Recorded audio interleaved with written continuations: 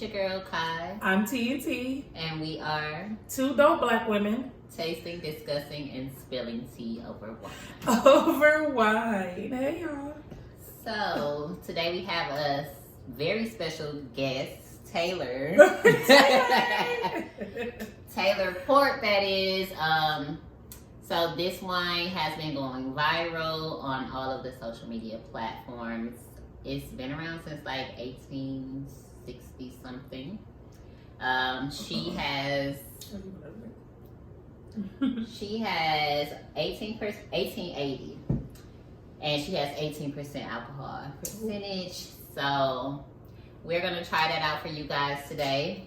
It is a port wine, so it's a dessert wine, and it describes itself as a rich, moderately sweet, ruby red port. It's delicious with dessert or evening sipping. Serve over ice or at room temperature with a twist. You know what that means. Or with soda, which had me a little questionable because who puts soda in their wine? But see, then the thing I'm thinking about, all the stuff that they're saying you would add to it, makes me wonder, is it thick? It's a port wine, so they usually are thick. I hate thick drinks, but I'm doing this for y'all. I don't like thick ones. Me either. I don't like thick drinks. I don't like drinks that I can't see through, and I don't like thick drinks. So, well, maybe it probably would have been good with ice, but y'all know I am like so against putting ice in wine. Mm-hmm. Okay, I'm nervous. Yeah, Sure. I'm nervous. So it is a twisty. Oh, and don't be alarmed. All of them come with dust. So they from 1880. But I know this not 1880 bottle.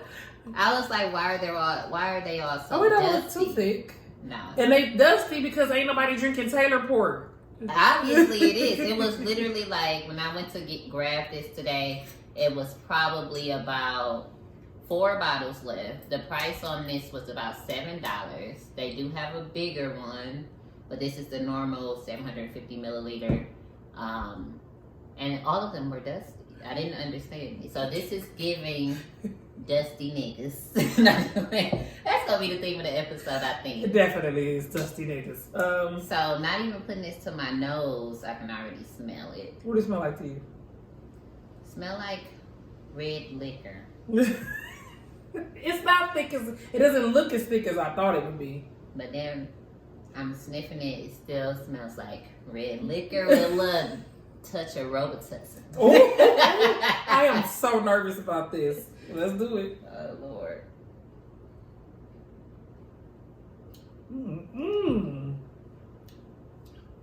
Tastes like medicine. It tastes like Robitussin. I told you.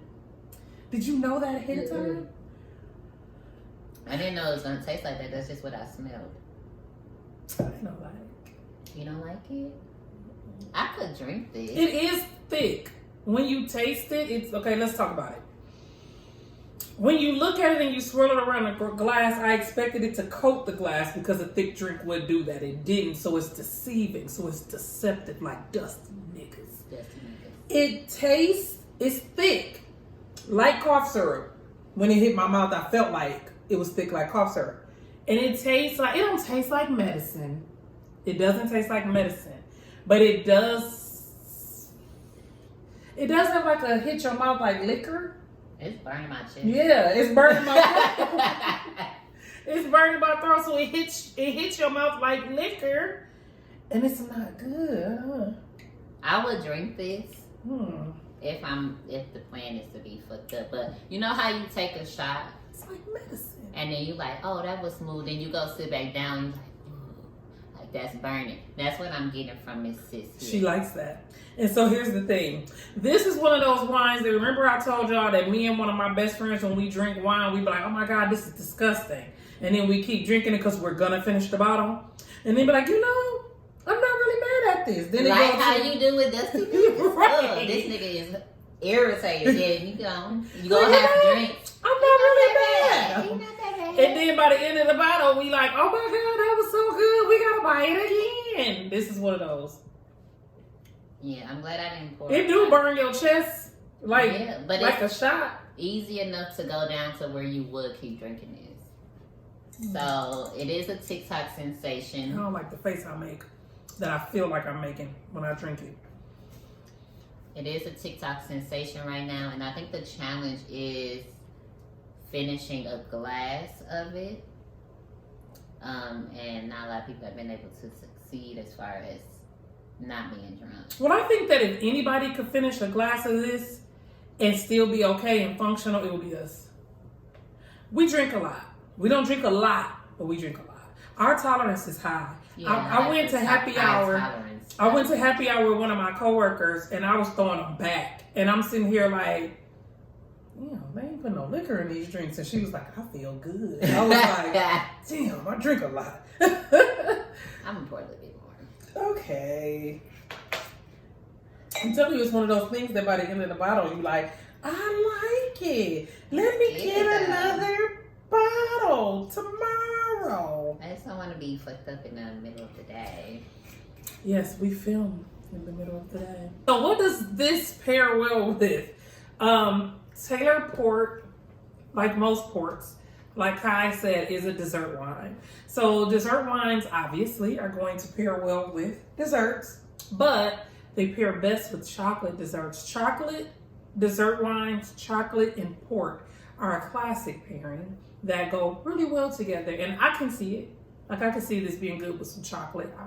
Chocolate. Too much sweet for me. Ooh. This But wine yeah, is really sweet. that's the thing I never understood about dessert wines. They go with dessert, but they super sweet. I never understood that. And a lot of dessert wines are thick and syrupy, which is so weird to me. But it goes well with your charcuterie board. Olives is one of the highlights of Taylor Port, or ports, I should say, that you would pair a port with.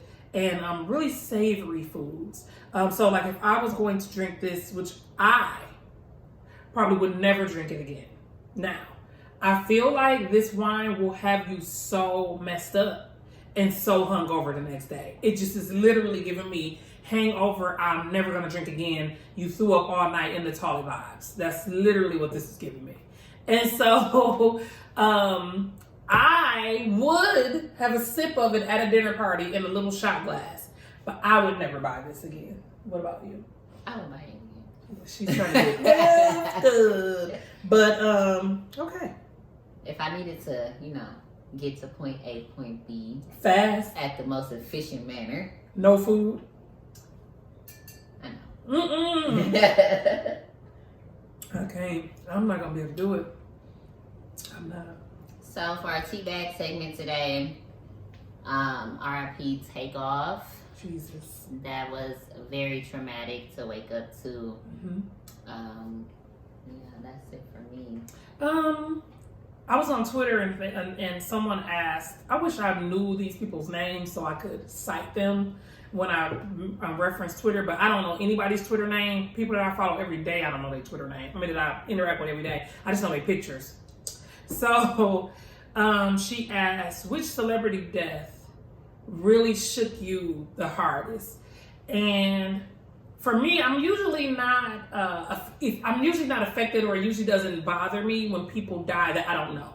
If I don't know you and you die, it really doesn't do anything to me other than I just be like, dang, that's messed up.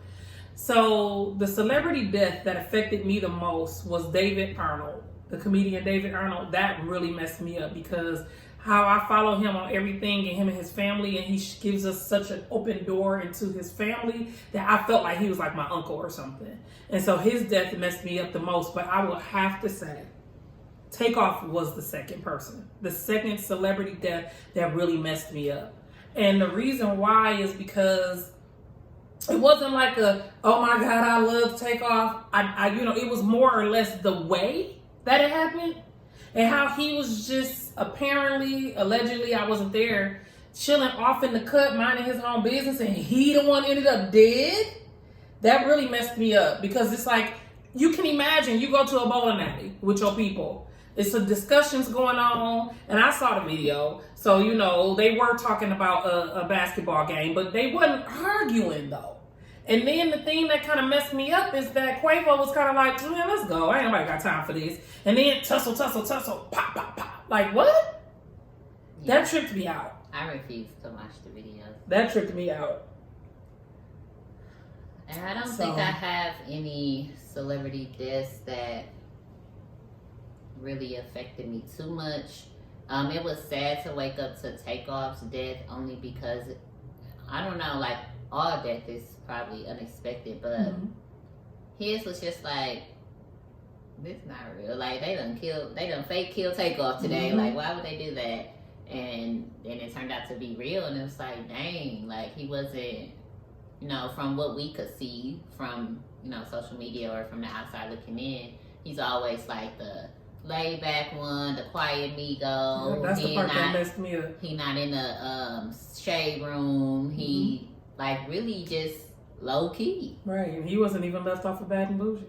A little bit, he was. Yeah. that was. I know it's probably too soon, but that's the thing that kind of got me was when 50 Cent dedicated Bad and Bougie to Takeoff and said rest in peace. Everybody kind of felt the way.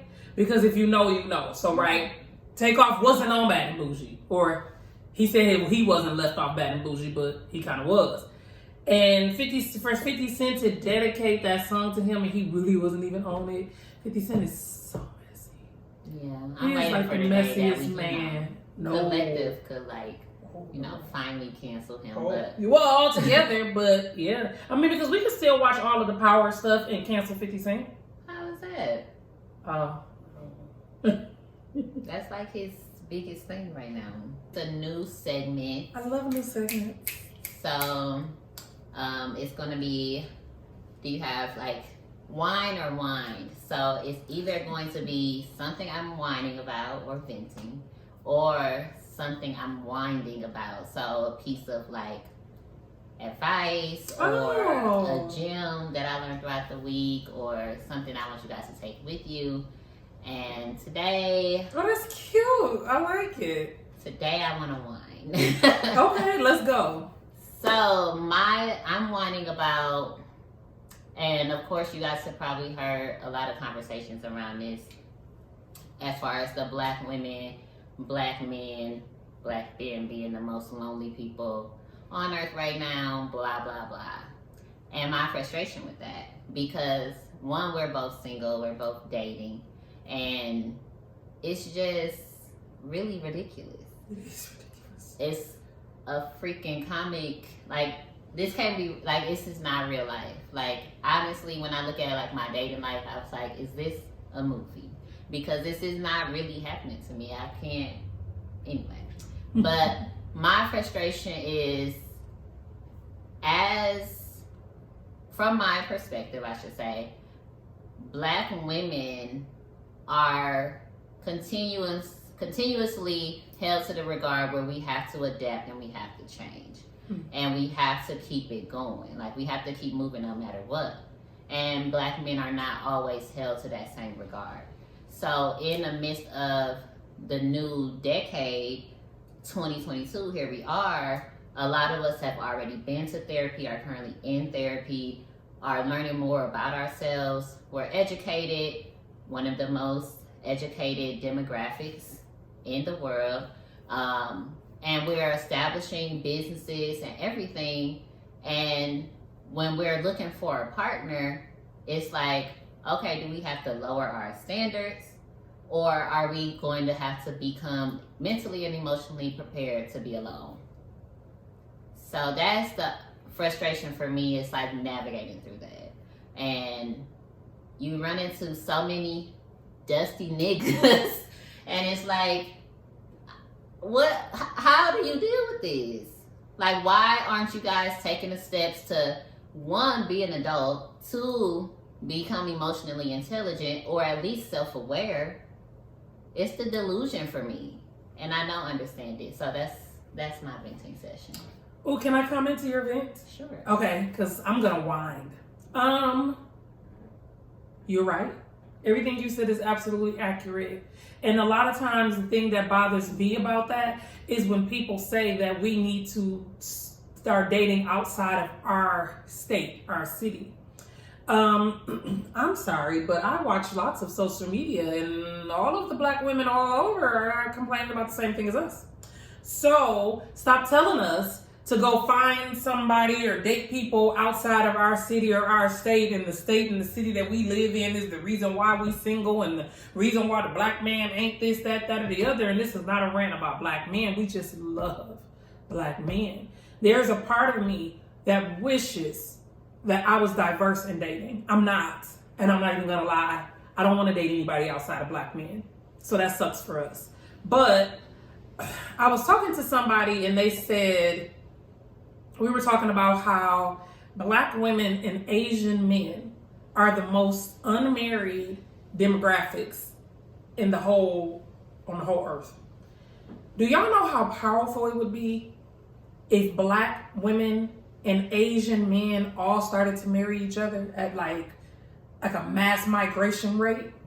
It would be amazing.